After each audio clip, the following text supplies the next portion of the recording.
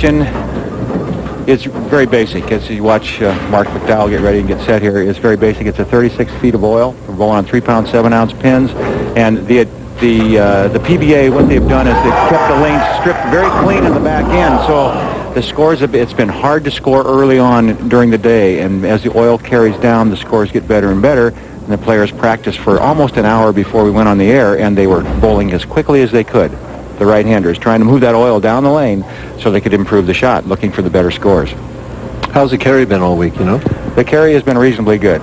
Once the player gets lined up to the pocket, the problem has been from pair to pair. Every pair just enough different to make it difficult to line up. That shouldn't be a factor tonight, though, right? Right. It's the one pair, and I expect good scores, Mike. And I talked to the players, and they feel that comfortable on the shot. They think there will be a transition, but as that transition goes, it should actually improve the scores rather than hurt them. As you can see by the graphic there, the scores have been pretty good at times, and they've been pretty bad at times. Well, Marc McDowell averaged 215 on this pair, but Justin Hromek only 190, so you think they'll do better than that? I do. I think they had a chance to really open up this pair, and I think the scores should be reasonably good. Right after I say that, of course, this always seems to happen. Well, he just missed the free throw after 10 in a row, you know. The 1-2-10. We'll take another look at that shot, and if you do, there is an out of bounds. If you get the ball out near the channel, now watch this ball. He gets it outside the first arrow, out almost to the, say, the third, fourth board. That's out of bounds. The ball won't hook back from there. You have to keep it inside the first arrow. Hard and straight at this? Well, it's like trying to reverse hook at it, and didn't quite get the job done. The spare shooting hasn't been a problem. The most difficult spare for the players, that as far as I could see by watching them in match play for 2 days I was here watching this tournament, the spare shooting has been fairly easy. The most difficult spare is the 3-6-9, anything on the right-hand side where the ball wants to hook rather than skid. The 10-pin's fairly easy, but the 3-6-10, 3-6-9, 10, that kind of combination is very difficult. Justin leaves the soft 10, comes in a little bit behind the head pin. You can see his average this week, solid average.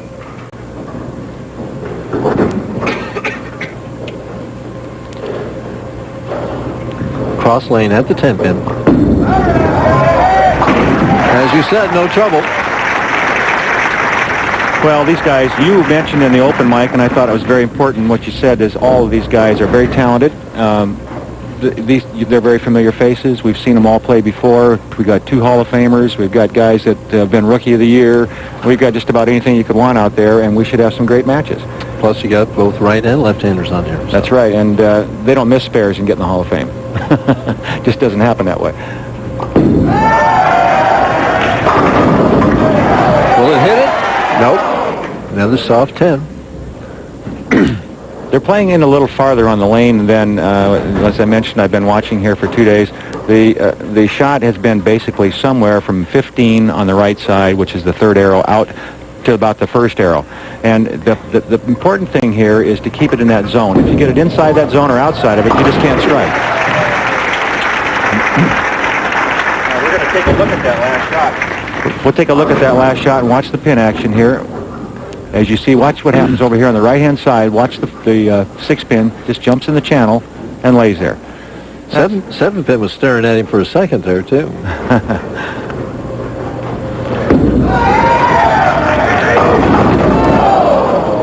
Playing further right than Justin is, right? He is, and he's using a ball that grips. He's using what the players call a ball with surface. What that means is it's a rougher surface, wants to grip the lane and hook a little more, and when you go up at him a little bit, the ball wants to jump on you. But again, the lanes are changing very dramatically right now. The players, as I mentioned, they bowled for about an hour. They've been moving the oil around a lot, and this first match might be the lowest scoring match that we have all day.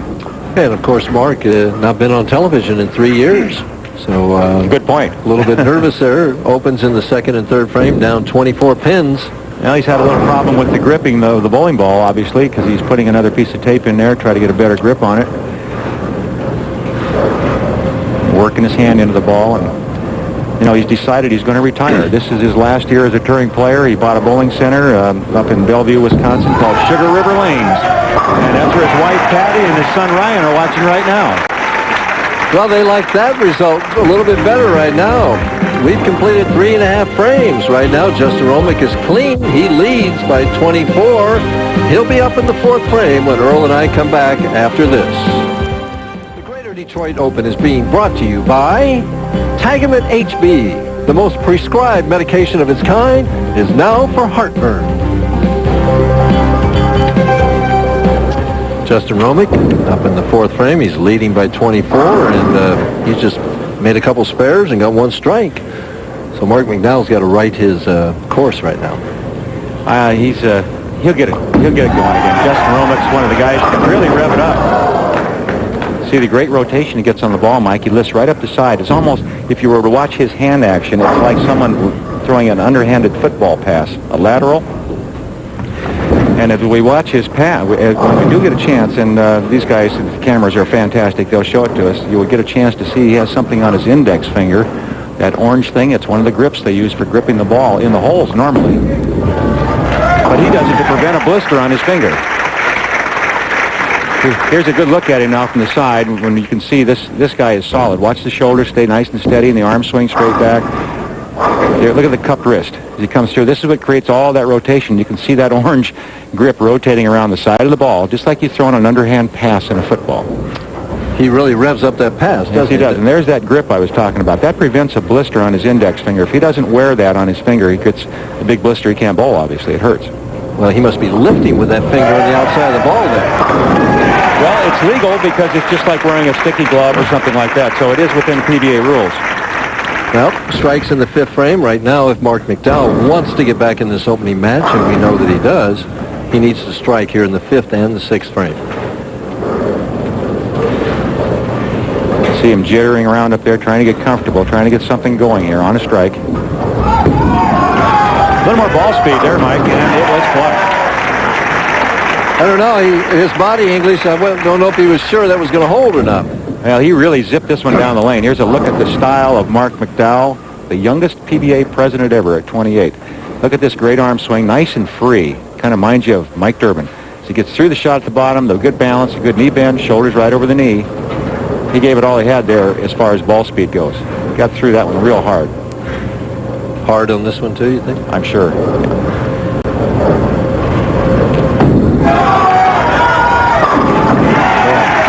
Perfect shots. We got a match. Well, you said he would come back. Just a lucky guess, Mike. Just a lucky guess. Lucky guess.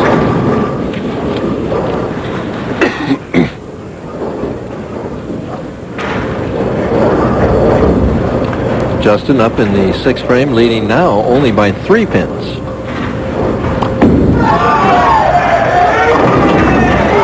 Still 3s. He smacks his hand, leaves the light 7-pin. Well, that hit, the reason he's upset, and usually when you see a redhead get upset, you can see the blood coming up in the neck and the face get red, but it's because he normally would carry that hit. A light hit from one of these guys with these resin-reactive bowling balls almost always will strike. Cross lane at the 7-pin. Has it. And college game day. It's Chris Fowler, Lee Corso, and Craig James.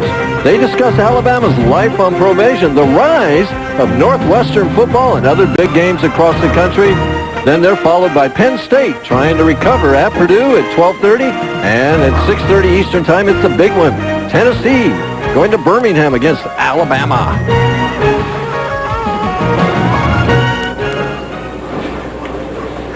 Isn't it amazing how the game can change so quickly? A minute ago, Marc McDowell was trying to get back in the match. Now he has a chance to take the lead. That's what stringing strikes will do, you know. Well, we see the shot of Justin Hromek here in the 7th frame going in there. He leads by 3 pins. Marc McDowell's on 3 when we come back. Marc McDowell, 7th frame, his first opportunity to take the lead in the opening match.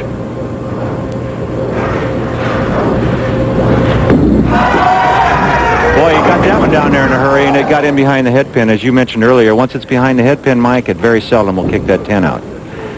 Well, still a tight match with the 8th, 9th, and 10th to go. Marc using the same ball to shoot spares. As he does for strikes. At the 10-pin, has it. He struggled the last few years. I asked him what the problems were. Well, I think it's a lot of factors. I guess my priorities have changed a little. I'm a father now, own a bowling center back home. Just a little tired of the routine, and I really just haven't bowled well. I haven't adapted to the new bowling balls and the conditions we bowl on out here on tour. I feel like I really put it together this week, and that's why I'm here today. 8th frame, trails by 4. Well, there's no question that the resin reactive balls that have been available in the last few years have changed the way the game is played, and it's made different players, stars, and other players that maybe were stars 5 years ago are struggling. Players of the caliber like a Marshall Holman and people like that are having problems adapting to the changes in the bowling balls, and the game changes. It goes on. It doesn't wait for you, and it can be very cruel at times. So why? I mean, what changes? What's different about the reactive resin that would cause people to become better or worse?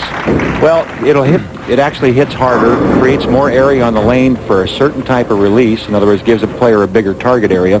And for other players that maybe had a great release to begin with a plastic or urethane ball, this ball overreacts. And because this ball hits so hard, it's hard for them to keep up. They can't strike as often, so they can't keep up. Justin got a double. He likes it here in Detroit.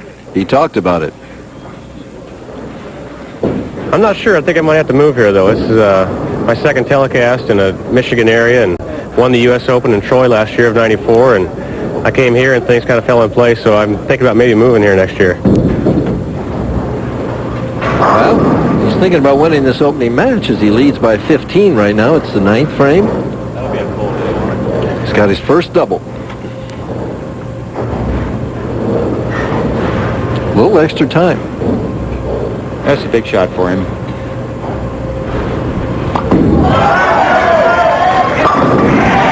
And a great shot. Perfect. It's interesting to see, as you mentioned, Mike, and I think it's important that the people at home pay attention to this, the two different ways to play this pair of lanes. You got one guy throwing a ball that grips, it creates surface. That's Marc McDowell right here, and he's actually going up the back of the ball, trying to line it to the pocket. Justin Hromek is rotating around the side and trying to keep the ball out to the right and hook it on the back end hard. So two different ways to play the same pair of lanes, the same lane condition. And Marc McDowell leaving a light 7-pin on a hit that he thought for sure would carry. You know, both these players were outstanding collegiate bowlers, too. That's the same hit that Justin Hromek got a little upset about on this lane, lane 40, when he left the 7-pin. Right. I think Marc McDowell bowled at West Texas State, and Justin Hromek was at Wichita, wasn't he?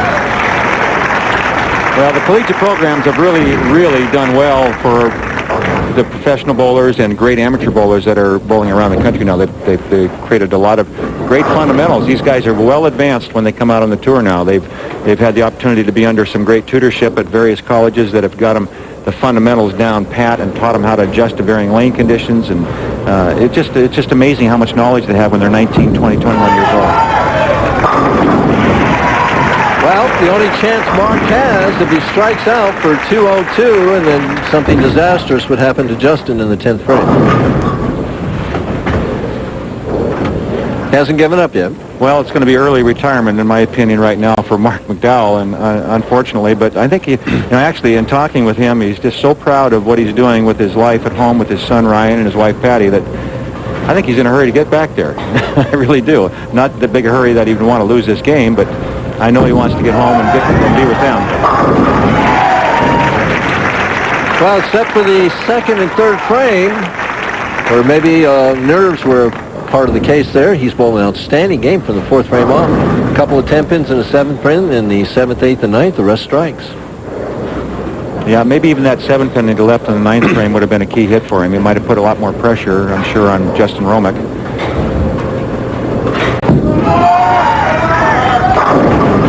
And one more 10-pin, finishing with 201. Justin Hromek with a decent count will be our winner and move on to match number 2.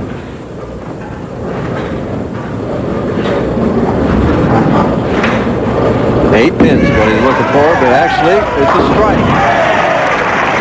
He's really rolling the ball well, and I like the way he's getting it out on the lane in front of him, releasing it out slightly on the upswing to create a little bit of a loft in the shot. And he does that by standing up at the foul line a little taller, so that he can create that loft and get the ball down the lane without it hooking early. Well, he's really doing that very well.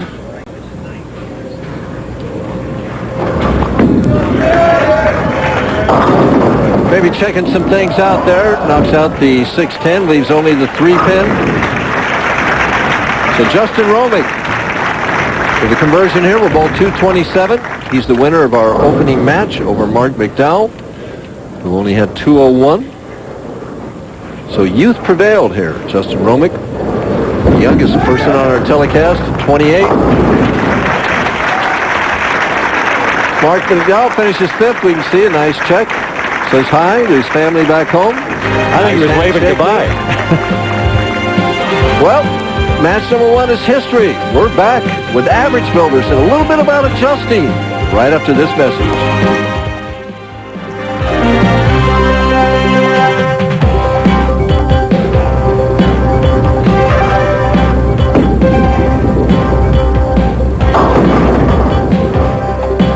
My ball just went through the heart of the pins. I left the split. Happens every week. I'm sure it happens to you every week when you go down for your night of bowling on your weekly league.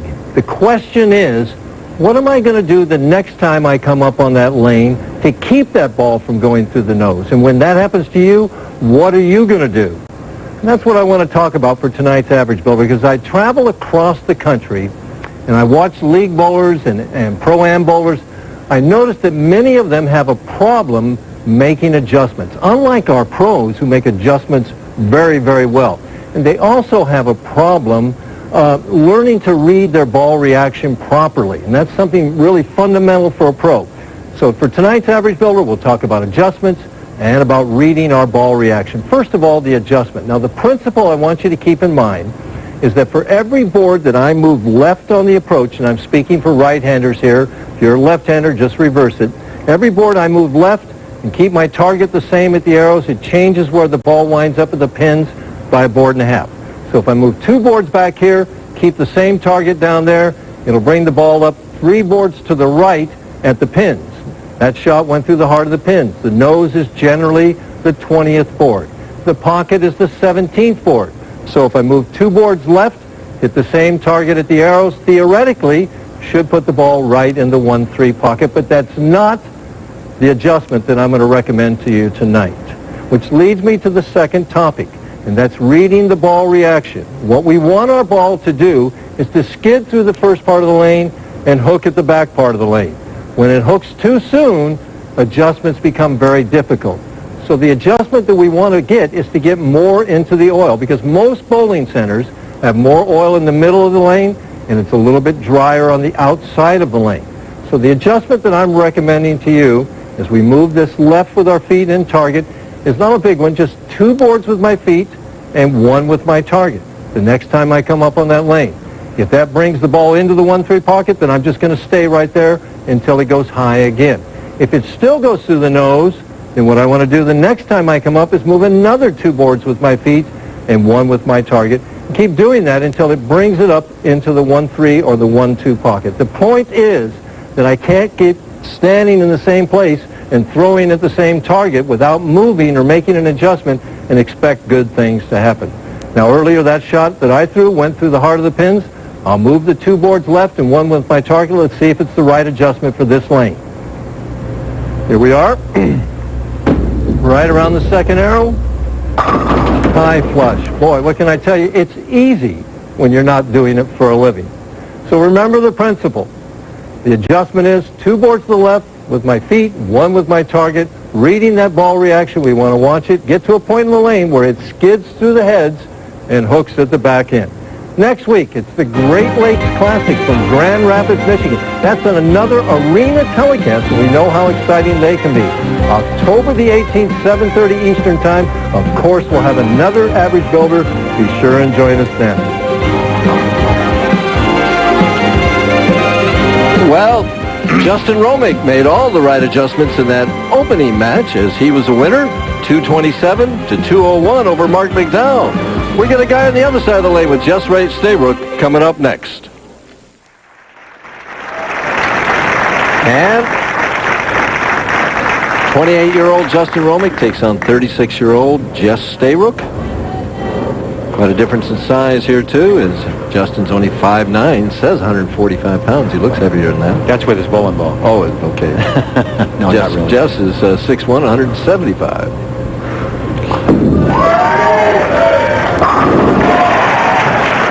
It's a good way to get it started, and as so often happens, the player, well, it happens all the time, the player that's higher in the standings gets his choice of starting lanes, and Jess has decided he wants to finish the match first, so he let Justin lead off.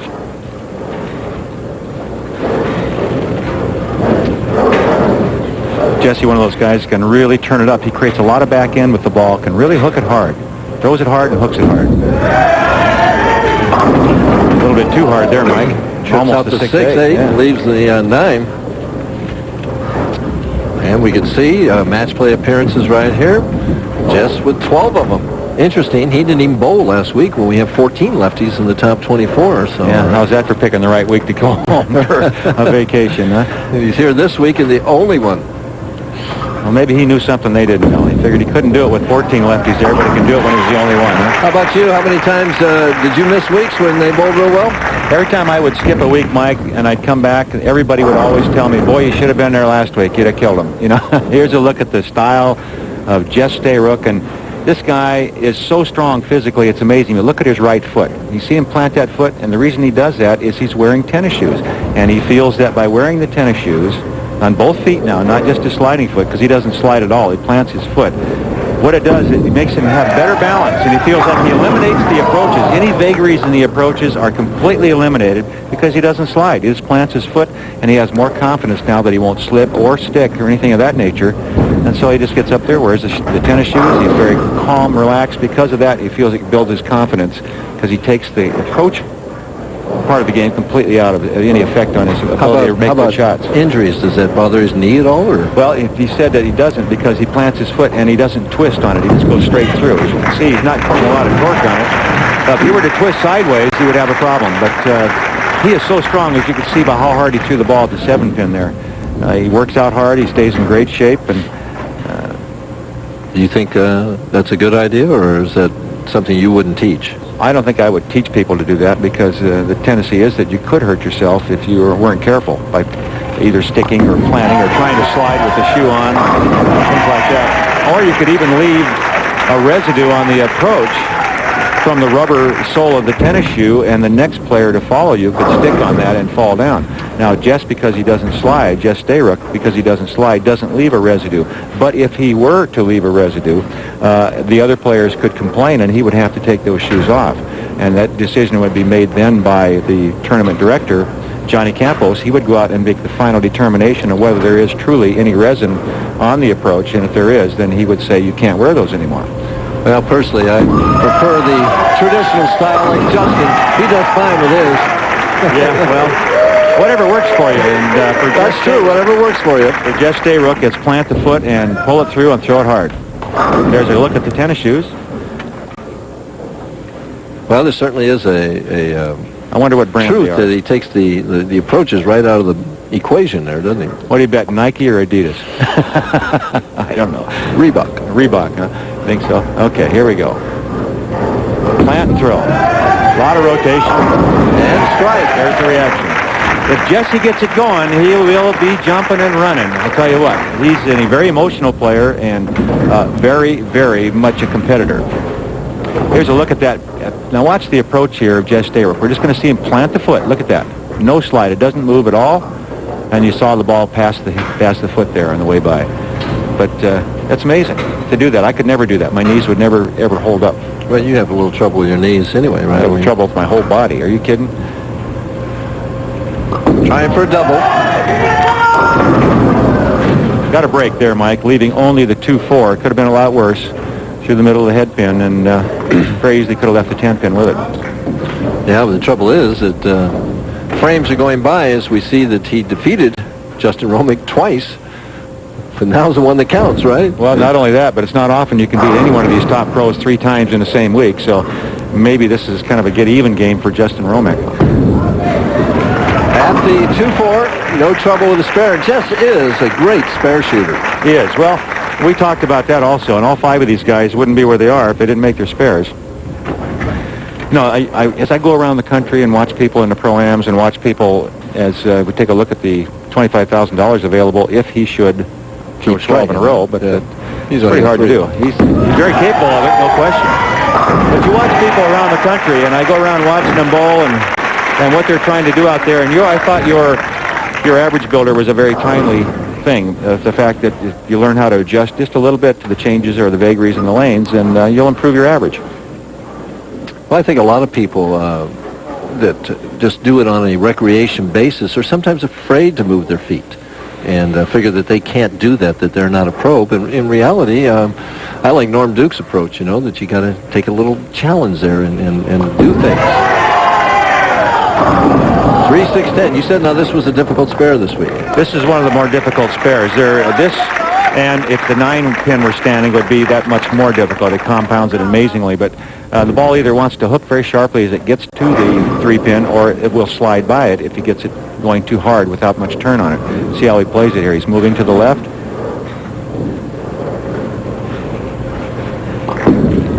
Trying to hook it up into it, and he did very well. Not a bit of trouble.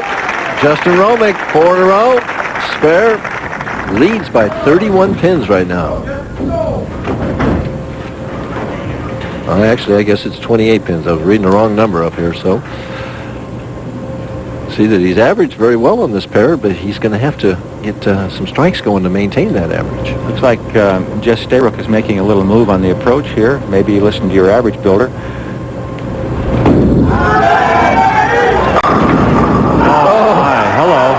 He went the other way. He moved left, it looks like. Solid 9. Yeah, it looks like he went more direct with less side rotation, just a little more forward roll. We're going to take a look at the ball hitting the pins. Look at the reactionary. What he actually did was chop the 5 straight back off the 9. That just means the ball hit too hard. That once cost you a new car and $300 on television, didn't it? It did. It certainly did. Solid 9. You always bring back these good memories, Mike. Hey, it's the PGA Tour on ESPN. Jim Kelly and Gary Koch will bring you all 4 rounds of the Las Vegas Invitational from the Las Vegas Country Club. Starts Thursday, October the 11th, 4 p.m. Eastern Time, 1 o'clock on the coast. I got a chance to play that course this summer, Earl. You think you can play as well as they can? No. I had a good time, though. All right, off the solid 9 to see if Jesse can just keep his concentration, make the good shot here, get back into the match. Long way to go. We're only halfway there. Well, he's moved out. Better reaction. Now he just needs the pins to cooperate. We're halfway through the second match. And Justin Hromek leads by 29. Earl and I'll be back after this. Justin Hromek up on lane 40. It's the 6th frame. Leads by 29, and he knows that no lead is safe. He has to add to it. That's true, and especially against a player of Stayrook's caliber. This guy, as we mentioned, is in the running for Player of the Year. And he desperately needs to win today. His 3rd win of the year would put him in the running, no question about it. Now, I don't know whether he's made some kind of adjustment to carry that 10. He left 3 10-pins in a row in the last game, and he's been snapping it out ever since then. As long as he doesn't get the ball too wide, that's the key for him. Because if he gets it too wide, there is, as I mentioned, a slight out of bounds out there. The ball will hit that oil, and then it goes just a little bit farther down the lane before it hooks back, and that's when he leaves the 10. And we can see the score right there. If you strike Jess Stayrook all the way out in that game, he can still finish with 248, so this isn't over yet. Trying for one more. All right, he looks solid. Well, the entry angle is just phenomenal. He's got the ball entering the pins at just the perfect angle to carry all 10. And when the ball's entering at that angle and rolling that hard, you see all 10 pins go straight back. That's just perfect. You can't do it any better than that.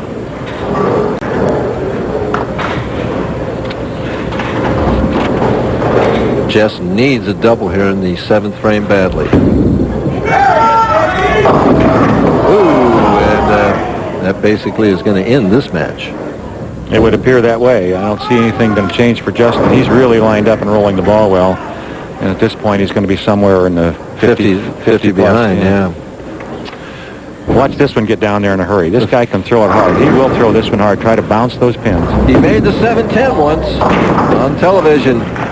Opens here in the 7th grade, but he's had a great year this year, and we did talk to him earlier about that year. There's really no explanation. I guess I've been just practicing hard, working hard, trying to stay in shape, and just trying to figure out the lanes. The equipment is a lot more versatile nowadays. That's helped tremendously. I don't know. Maybe the lane man had some help with it, too. Well, a little pat on the back for the lane guys. How about that, huh?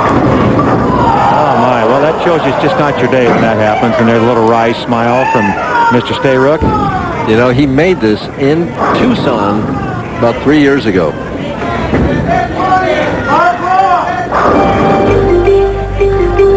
People, the crowd's really into this. They want him to Some try to people pick it up. realize it.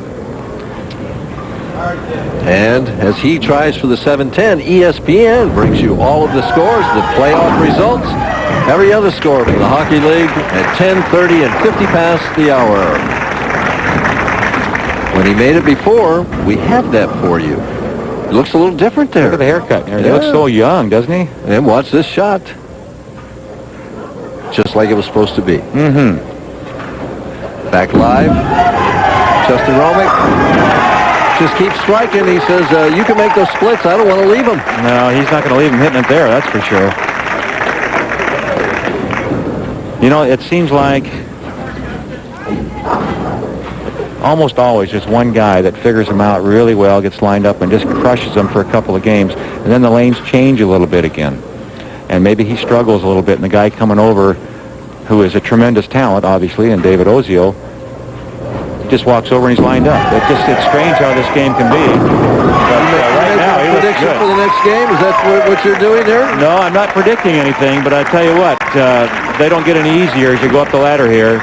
Two Hall of Famers waiting in the wings. Well, he's knocking off here. He knocked off a former president, now a candidate for Player of the Year, and he's got a Hall of Famer coming up in the next match.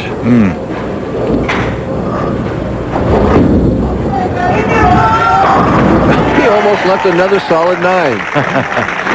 Well, actually, if you look at his score, you'd think he was bowling horrible, but he only made a couple of shots that weren't in the pocket. You know, the 7-10 was in the pocket, and he had the 4-6-7 there, which wasn't a good shot, but he left a couple of good 7 pins, a solid 8.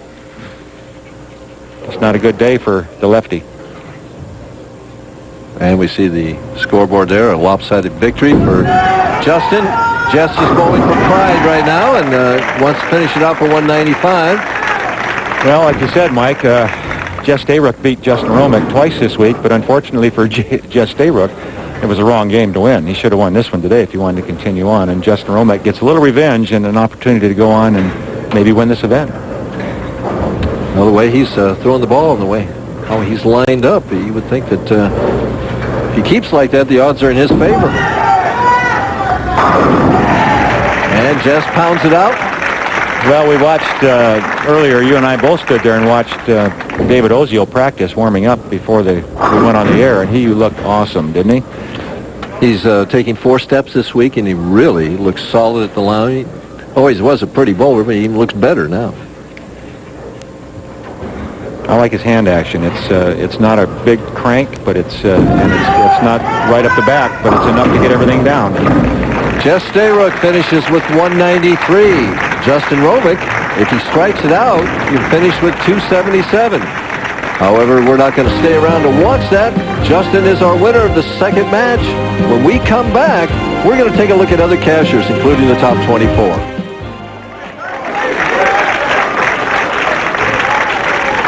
And next week, be sure to join us for the Great Lakes Classic. We're on our way to Grand Rapids and the Welsh Auditorium for Arena Bowling. That's October the 18th, 7:30 Eastern Time, 4:30 on the coast. And there were other people that made money here. In 6th place, Turtle. He's there all the time. He finished 6th. Tim Christ. Roger Bowker always bowls well in the fall. Don Moser had a great week, finishing 8th, and of course he had those 2-2-99 games that just fantastic. Robert Lawrence finally getting it back together. His first top 24 finish since the 1994 Tournament of Champions. And 10th, Bob Lurt, Boo Boo as he is known, hasn't won since 93. And of course in 11th, Danny Wiseman from Baltimore, Maryland. And Ed Richardson looking for his second career telecast, didn't miss by much. And Walter Ray Williams, the superstar, he's still the man to beat on any given week. And next, Ron Palumbi, another guy that doesn't slide, a former Rookie of the Year in Ryan Schaefer. Joe Furple, 4th straight time in the top 24. And Chris Hooper, that's his first time. Len Blakely, they say he's got a great physical game. And another guy with a great physical game, Del Ballard Jr. And Bob Spaulding, a big guy with a powerful delivery, and Brian LeClaire, he's constantly improving. Kelly Kaufman, his peers consider him the most powerful strike ball on tour, but consistency might be a problem. Jimmy Davis, a solid regional player looking to make his mark on the national tour. And Jeff Lizzie, who spends a lot of time in the gym building up upper body strength. And the alternate this week, the red-headed Texan superstar Mark Williams. Well, Justin Hromek, 2 4-baggers. That's an easy way to bowl 250. He wins 252. Jess Stayrook, 193. In our next match, we've got Hall of Famer David Ozio, still looking for title number 11. He's taking on a red-hot Justin Hromek. Stay tuned. And we got a great shot of Taylor Lanes here. There's our championship pair, David Ozio, getting ready for the semifinal match. And joining us in the booth here, we have 15-time champion, former PBA Player of the Year, Walter Ray Williams Jr. You got a favorite in this match? Well, I don't. Justin looks pretty good, but David's an awful tough bowler. They're both great Hey, you're players. taking both sides of the issue here. Well, I'm kind of that way. Okay, well, it looks like Justin's going to get the finish on the right lane again. David evidently wants to post his score first. Well, this should be a great match. 2 really good players. The young Justin Hromek already lined up, ready to go. And David Ozio is good as anybody at making shots when he really has to. Well, he's been doing that all night. Walter, were you in this position? You had to come over and bowl somebody that really was lined in and tuned into the pair? About 50 times. So is there any special way that you prepare to come out throwing strikes? You just got to go out and get lined up the best you can and throw great shots. You can something both of you can were always involved trip in. them or something like that. I thought of that several times. That was a great shot. That was a great opening shot. Unfortunately, didn't carry the 10-pin, and that could be the difference in this match. I think both players, Walter, I think both players are going to be able to hit the pocket pretty well, just who's going to carry the corners. Yeah, Justin definitely showed that he could carry last game. He carried very well. Cross lane at the 10-pin, changes balls, and changes steps.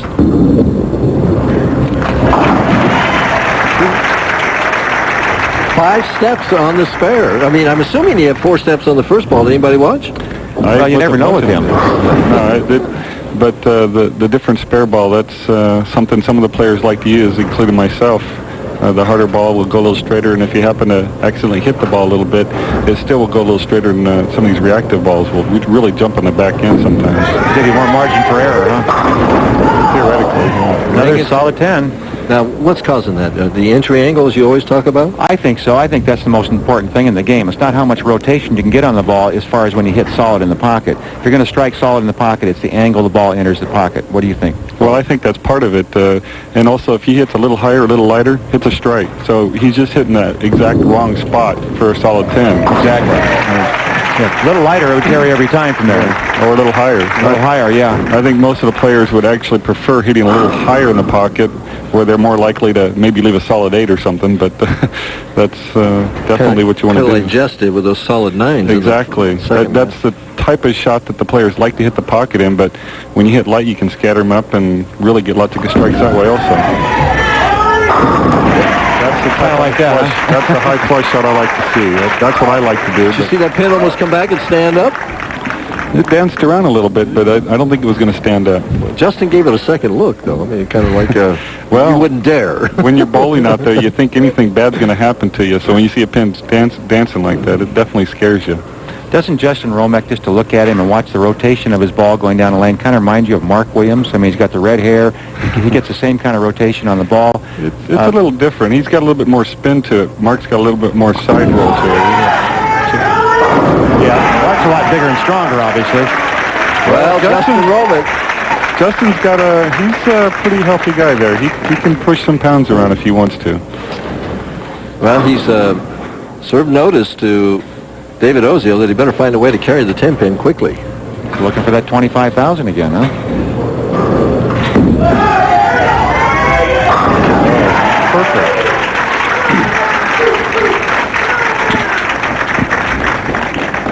We're going to take a look at the style of David Ozio. Ray, you want to jump on this? Well, he's just textbook all the way. If I was going to teach somebody, that's the way I would teach him, not the way I throw the ball. He's just perfect all the way through. And the closer up on the approach, he's able to do that. I myself take long steps, and it just doesn't, you know, I need to scoot back a little bit. I take really long steps. Got that out a little bit. Oh, he was looking for that love tap, but he didn't get it. Let me ask you a question, Walter Ray. Based on what you just did analyzing David Ozio's game, you said he was textbook. And I agree with you 100%. David Ozio is the product of great instruction. There's no question he's had a lot of instruction, and it shows in his game. Don't you feel that you are more of a natural, your style is natural talent. You just get up there, and your hand-eye coordination obviously is exceptional. And you're more of a just get up and let it happen type guy, aren't you? Well, I guess, but for me, I'm more of a physical player. I like to put everything into it, and David's really free-flowing. He doesn't, just a real relaxed arm swing and very natural, basically, where I really like to put everything into it, even if I'm throwing it straight or trying to hook it. All right. Justin, he just keeps throwing strikes. He says, I don't care how. 10 pins go down. Well, he's a gamer, this guy. He comes and gives it everything he's got. I think Justin Hromek's one of the toughest competitors out there. If he has an opportunity to score and shoot a number at you, he doesn't ever back down. He just goes after you. It's like a little tiger, Yeah, we see the competitive nature of the PBA Tour here. We have the youngest player in our telecast right now going against the oldest, and they're both outstanding players. Oh, definitely. That's one of the things about bowling. You can do it when you're younger, when you're older, and these guys are definitely showing it. They're both great players. Well, Justin had 2 4-baggers in the last game, and now he's said, I'm not going to stop at 4. It's going to be more, And the proof of, what you were just saying, Walter, about that age is no handicap. John Handegard earlier this summer won on the national tour at 57. Yeah, and he competed this week, and I think he also got a check this week. Finished 27th, as a matter of fact. Another 10-pin, and that was... just a little light in the pocket. Yeah, just really the ball didn't look like it really hit that hard either, did it to you?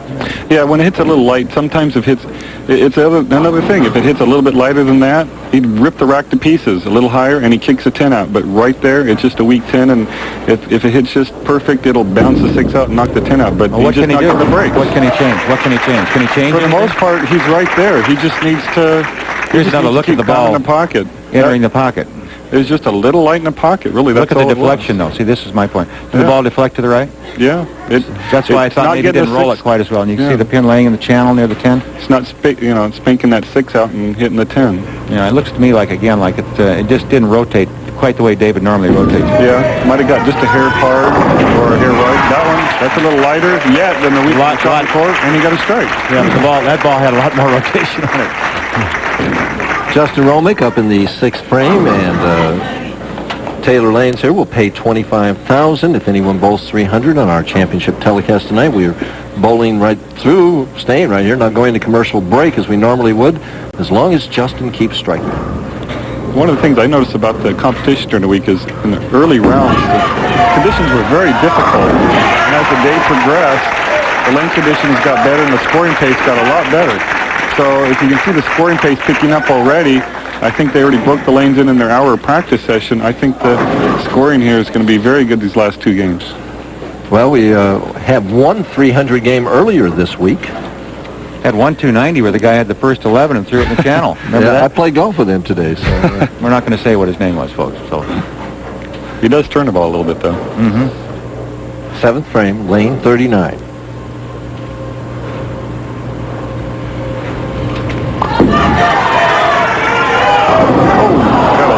I think. Yeah, a little more speed, it looked like, yeah. The last game, when he got a little bit softer, went to the beach, maybe he was trying to overcorrect for that. Thinking about it. Outthought himself maybe there. 2-4-5. How does he make this? Well, I would throw straight and hard at it, and I think he does. He's learned how to throw the ball fairly straight on the spares, and he zips it down there pretty good. No trouble. So Justin Hromek's string is broken. However, he still leads by 49. But don't go away. David Ozio can still strike out for 248. Stay tuned. And you can see there that David has finished 3rd twice already this year, and he's gunning for a third, unless he can keep a string of strikes starting right now.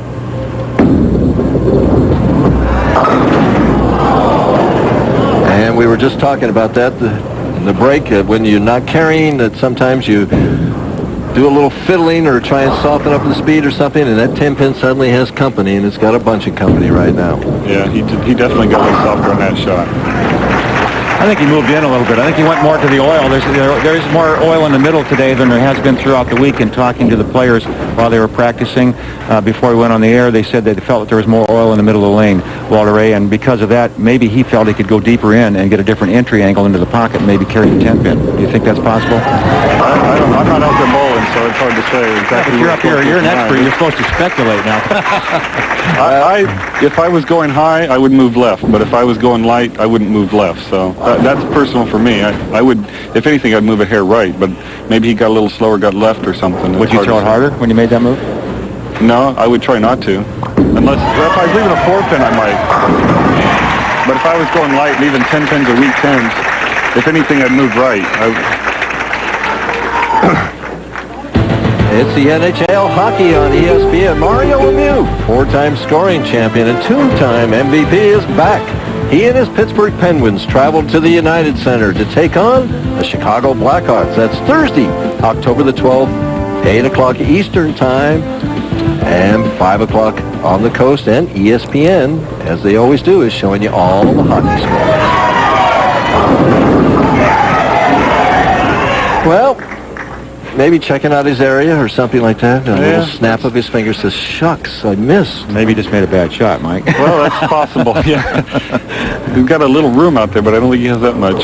It's kind of amazing. These last 2 games have been almost blowouts, even though technically the bowlers haven't really bowled that much different matches. You know, hitting the pocket number of times. And just the ones carrying, Justin's getting all the strikes, and his opponents aren't.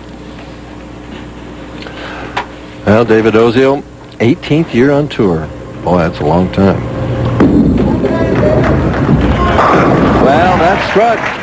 He hasn't won in 3 years. We talked to him about what effect that's having on him. Well, I think that's something, as far as the tour goes, that you have to expect, even if you're a great player. I think that we work hard enough on our games that sometimes things just don't gel. My game has not been 100% now for a couple of years. I had 6 TV shows last year and a couple earlier this year, but my game still hasn't been solid. Until recently, some work's been done on it. I've spent a lot of time on it, and it's starting to come around, you know. So I'm hoping for a new David Ozio in the future, and hopefully I'm going to be a force to be contended with. I'm looking forward to it. Well, he's taking no time as he converts the 10-pin.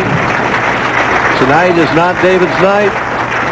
He's going to finish out with 193 with a strike, basically the same score that Jess Stayrook had. Justin Hromek is going to move on for the championship match, and Brian Voss better come over striking. He had better, yes. And Walter Ray, before you go, I got one more question for you. The lane condition here was a split house. The lane conditions from pair to pair from watching you guys in match play seem to be completely different, just lane to lane even. Do you think that the ability to adjust very quickly was a difference? That's why these 5 guys are on here? I think that definitely helps, but it helps when you're lined up right, throwing the ball well, you're getting a decent score, you have a little bit more confidence in yourself, and when you go to another pair that's a little bit different, you have that confidence to make the right adjustments, and when you didn't bowl exceptionally well like I did at times, you can really get some bad scores out there. What did you do this week? I did everything. The qualifying rounds, I ended up hooking the ball a lot and qualified pretty decent, but the morning sessions were really the tough part, and I just had trouble, even though, you know, I'm supposed to be a good grind-out player. I just was having trouble doing that. I just wasn't able to do it, and then last night the lanes opened up, and I started bowling better again, so. At the bucket. Here are the co-proprietors of Taylor Lanes, Leon and Ted Dobbins. One of my biggest supporters out here. Are they? Yeah, Ted loves watching the bowling, and he likes to watch me bowl. He says he's going to go to Grand Rapids and watch a little bit, so. It's always nice to have people like that in your corner. Justin with one more practice shot, ready for the next match. There goes David. 3rd place, $5,500. Not what he was looking for tonight. This man, though, just rolling along. He's the winner.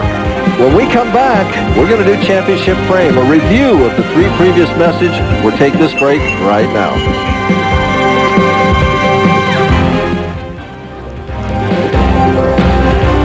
And now it's time for championship frame. In our opening match, Justin got a lot of strikes. This was one of them in the 9th frame, Earl.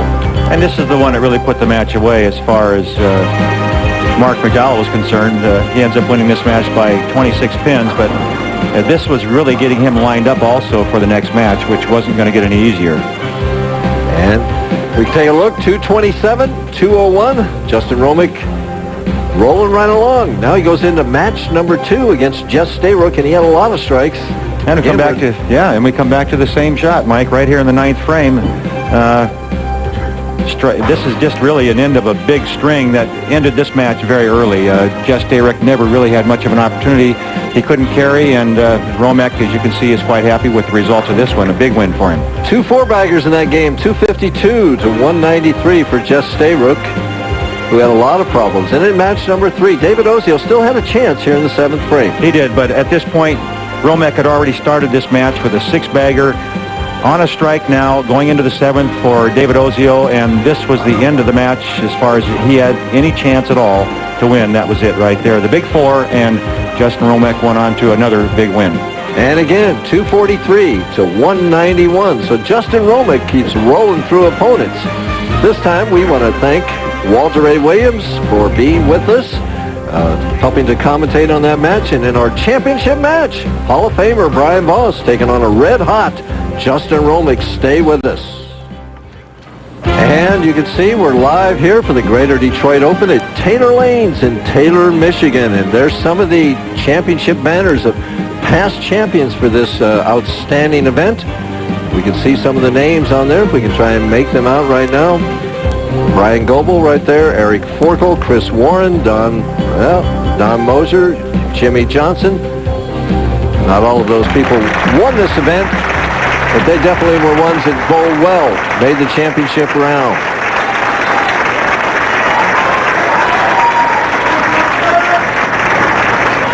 Well, Justin again gets to start on the left lane, finish on the right. It's been the pattern all night long.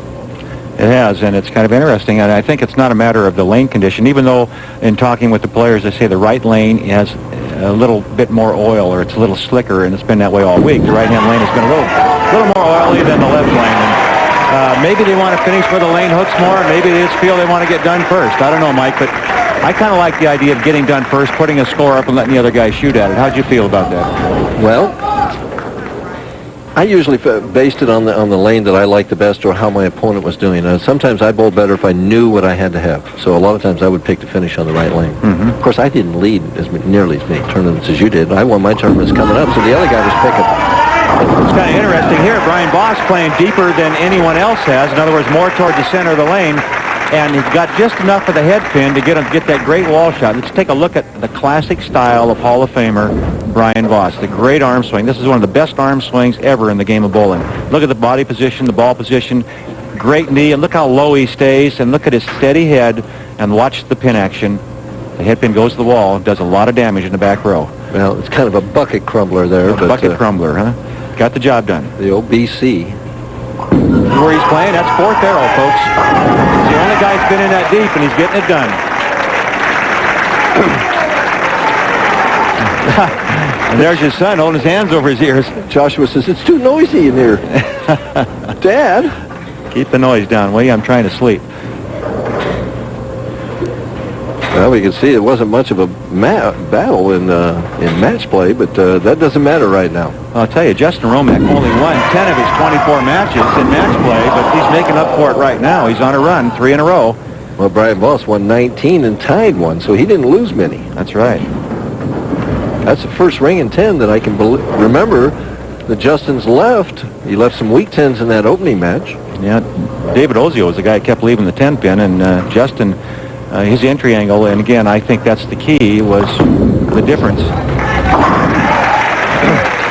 And that's the reason I think Brian Voss is playing so deep in the lane. I think he likes the fact that he can get the ball well down the lane and keep it on a tight line to the pocket without crossing quite as many boards and getting it behind the head pin. Justin Hromek in his 4th match of the evening. This is the first time that he's been behind Earl. It's only 10 pins, but nevertheless, he's looking up now. They started the last match with that 6-bagger, and that kind of really put the pressure on Ozio early. Couldn't ever catch up. Marc McDowell had a chance to go ahead of him, but didn't carry him. Stayrook was never in the match. So he is having trouble on that left-hand lane. Remember, I mentioned that the left lane tends to hook more than the right-hand lane, and the lanes will continue to go through a little bit of a change as the oil continues to move around. And right now, Justin Hromek is going to have to make some kind of a move, and maybe this is what Brian Voss noticed, that the left lane was breaking down in watching the previous match. Remember, Hromek did have a ball go a little bit high and then made an adjustment and didn't get it back to the pocket. Tough spare here. Makes a great cover. Spares aren't going to beat Brian Voss, though. Not at this point, it doesn't look like it, but again, we've got a long way to go, and at least what Justin Hromek has done is not made the big mistake and got the open. We can see 14 national titles, and a streak that he has going. He's won in 8 consecutive years, but he has not won yet in 95. And the wins he's had in the last 2 years weren't in his country. Well, the 7-10 go down, and we can see the list here led by another name. I just keep seeing that name everywhere I turn. 14 years in a row you won a tournament. Don Johnson 12 times. My great Mark Roth. All those guys are Hall of Famers, every one of them. Earl, you take any pride in that streak? Well, I do. As a matter of fact, I think that's something I can be very proud of. I only bowled 14 years on the tour, and I won every year I played, so that was kind of fun. Well, you're right. Brian is... he was doing this earlier between the second and third arrow in practice, and now he's doing it between the third and fourth arrow. It'd be kind of interesting to see what he does on this spare. Remember, there's more oil in the middle of the lane, but this lane tends to hook more, so he's going to have to be careful. What he can do, a lot of players can't do, is Brian Voss can really zip the ball in a hurry. He'll throw it real hard, real straight. You see, he's not going to hook it, but he's got to be careful. Wow. We're going to take a look at the previous shot. Now watch the last 2 pins out. And you mentioned this, Mike. The 7-10 was standing. Just did get him out. And then on lane 39, on 3 in a row, he doesn't get the 7. He just did get the 10. He could have back-to-backers there. Justin trying for his first strike. High again. Different ball reaction because he made a different release there. What he did is he opened his shoulders, tried to put more on it, and moved deeper in the lane, and the ball hooked a little earlier than he expected. And you can see he's confused. He's shaking his head a little bit. So what should he do? Well, that's a good question. I feel like Walter Ray said, he was sitting here, he says, I don't know what to do unless I'm out there, and I feel kind of the same way because there is a change in the oil pattern. Tough spare here, fit it between the 2 pins. Oh, nice shot. Great shot. So should he take a cue from Brian Voss? I think so. I think moving deeper is the way to go. And again, you said, we got a young player against an old veteran here, and the old veteran showing how smart he is. Another look at that baby split, the 3-10, and he does it perfectly. Just get the ball between the 2 pins and let the ball do all the work for you. Well, right now the difference is 24 pins. We're in the 5th frame. Justin Hromek, 1 strike in this match. He's been stringing them like there was no tomorrow. Deeper and more speed. Right, Mike. More speed on the lane that hooks the most, and he moved deeper in toward the middle. Looked like he was close to the 4th arrow with that shot. Watch the big guy, the veteran, Brian Voss. All the fundamentals are right here in this one game. This guy does everything right. Look at those eyes. Never move.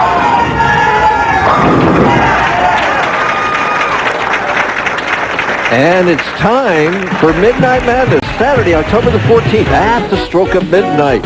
We'll kick off the college basketball season for 1995. ESPN is going to cover Maryland with Dick Vitale, Virginia with Bill Rafferty, Michigan with Larry Conley. ESPN 2 take you to Kansas with Digger Phelps, Minnesota with Michael Jordan and Clark Kellogg, and then also the Mississippi State with Dan Bonner. That's a pretty full schedule, huh, Mike? Pretty full. Brian Voss. Oh, looked like Can't believe it. on that shot. He can't believe the ball reaction there. He thought he'd made a good shot. You can see his reaction at the foul line there. He just can't believe the ball hooked that hard. Remember, the left lane does hook more than the right lane, and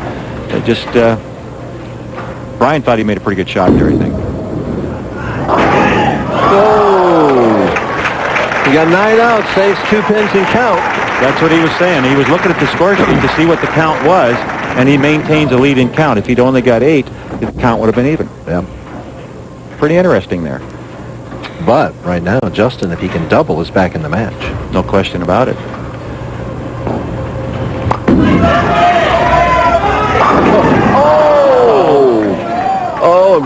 Justin says, why now? Yes. What a time for that. And watch the ball. It'll chop the 5 straight back, and that's what happens when you leave the solid 8. The ball just drives too hard. Doesn't deflect like you'd like it to. The ball should deflect into the 5 into the 8. He had that one written up. That was recorded in his mind. Boy, what an emotional difference. If he'd have struck there, he could have taken the lead with this shot. Now he's still behind by 12 pins and has to start all over again. That's right. And, you know, when you throw the ball like that and you know it's going to be solid in the pocket, you don't look at the 8 or the 9. No, you're looking at the 10. Looking at the corner. Yeah. You're looking at the corner pin. For me, the 7. For you, the 10. You're looking at, that's the one, if that goes down, you feel you got him. And that 8 pin, I'm sure in Justin Hromek's mind, is like it grew out of the ground. As you watch Brian, you saw Brian Voss. He's looking at the floor. He doesn't like to watch his opponent bowl. He'll just listen to the crowd, and they can tell by that reaction. He looked at her then. That wasn't as flush as the other one. Yeah, and it's amazing how sometimes if the pins are just slightly off spot, or if the ball just overreacts a little bit, hits too hard, doesn't hit quite hard enough as far as the rotation, gripping the lane, creating friction, all those things are what make this game what it is. Difficult. Well, big shot coming up now. What does he do off of that split? Does he throw harder? He'll throw harder. That's one of the first moves Brian Voss makes, and he's very good at controlling his ball speed. He will rear back a little bit and get a little more on this one, because he doesn't want to get out of the playable zone. He likes the area he's playing right now, and if you move, you continue to move. Sometimes you move out of the playable area. And I think he'll just throw this one harder. He'll stay where he was, put a little more ball speed here, and get it down the lane in a hurry. Let's see if he lofts it a little bit, gets it out in the lane. No, he doesn't like something. He says, did you see that fly? Fly bothered me. Well, what he's doing here, he's talking to the tournament director, Johnny Campos, and he wants to make sure that Johnny doesn't say, hey, you went past the 25-second clock. That cost you $100. Cost you $100. He says, there's a bug out there. I get to start over here. There's Johnny Campos, and he's... Johnny saw the fly. He had his fly swatter wet ready. That's right. All right, let's see what he does. Looked like he moved deeper and stroked it. It does. Yeah, it sure does. He liked it. When he let it go, he liked it. 22 pins. Here's another look at it. 2 big shots coming up for Justin Hromek. Watch him stay down with this shot and really reach out. Look at that long extension. That's what keeps the ball on line longer. And what a great shot. And he's out of the building. He's in the starting blocks. Justin Hromek has to stay with him. Doesn't. Wait a minute. He had the domino shot going there. Well, 2-4-5, a simple conversion. The solid 8, the key shot right now. No, you're so right, Mike. He had the strike in the 5th, the solid 8 in the 6th, the strike in the 7th. And I think, as you mentioned, he would have had a different frame of mind coming over to here if he'd have been on 3 in a row, even no matter what Voss did. Well, right now, though, he's got to put all that behind him and put something up in the 9th frame, a strike in the 9th frame to give him an opportunity still. It's far from over. Right now, Voss going at a 217 pace, and Hromek can still get it out for 215. And we've seen that any kind of a minor mistake can result in disaster, which it has all week. It only took a 207 in average to get a check here, and only 212 to make the match play, the top 24. So the scores haven't been real high, and that's because a minor mistake almost always paid you the full penalty. Uh-oh. That's trouble, yeah. 2-4-5. Not only does he not strike here, when he really needs it, but also the count. He loses 3 more pins in count, which makes a major difference. It gives Voss an opportunity to have a bad count and still stay ahead in the match, even if he doesn't, even if he opened, he would still have the big lead. At the 2-4-5, hard and straight. Brian Voss is probably thinking now, win it in the 9th. Strike in the 9th, and good point, Mike. Exactly, yeah. Stay aggressive, get up and make the good shot here.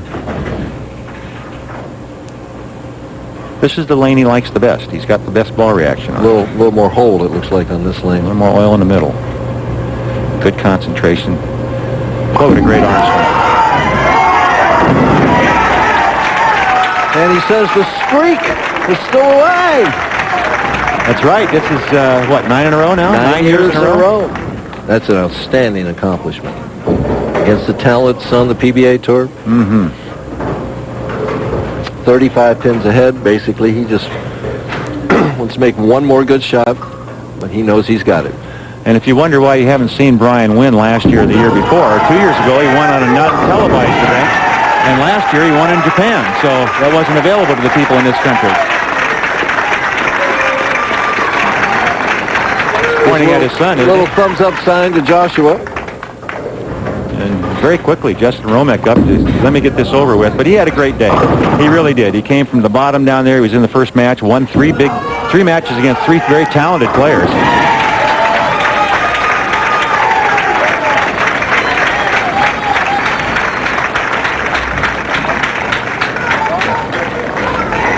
All right, we're finishing out right now. Brian Voss is going to finish in the 240s. Justin Hromek needs to make this spare to bowl in the 180s. Turns out it's not a close finish at all, but it's a big night for Brian Voss as he finishes out in style. He's very popular in the Detroit area. In fact, he's very popular everywhere. He's just a classy guy. Justin Hromek also likes this Detroit area. The winner, Brian Voss. He bowled 245, 247. Justin Hromek strikes.